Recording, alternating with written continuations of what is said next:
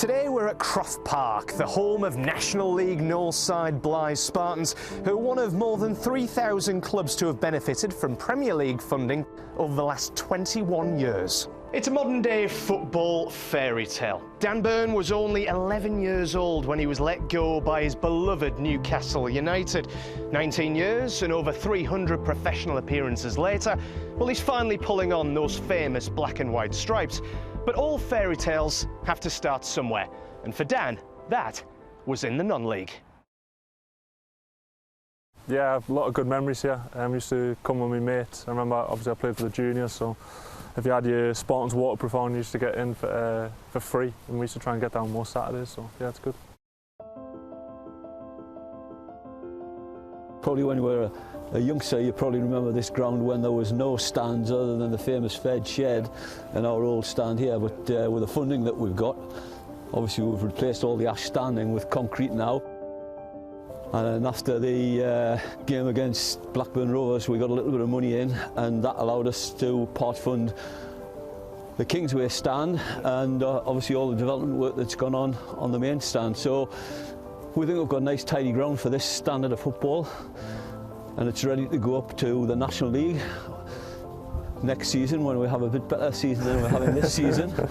Yeah, I remember it when there was no tops on either of the stands, both ends and stuff, so it's great to see. I was like looking through the Premier League funding, like, it's good what you're getting.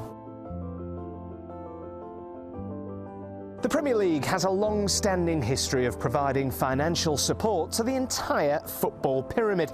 This is continuing with the announcement of the new Premier League Stadium Fund, providing £16 million from now until the end of next season for EFL, women's and non-league clubs to make important improvements to their grounds.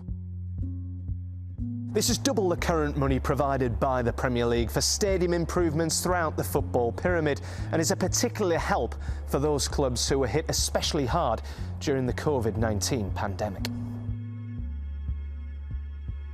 COVID would have been a bit of a strange time for a lot of non-league clubs. They rely heavily on the gate, so I think they would have struggled with that. So yeah, I was looking at the figures before I came. I'm looking at the grants and stuff that they received, and it's good, and it's nice to see where the money's going to.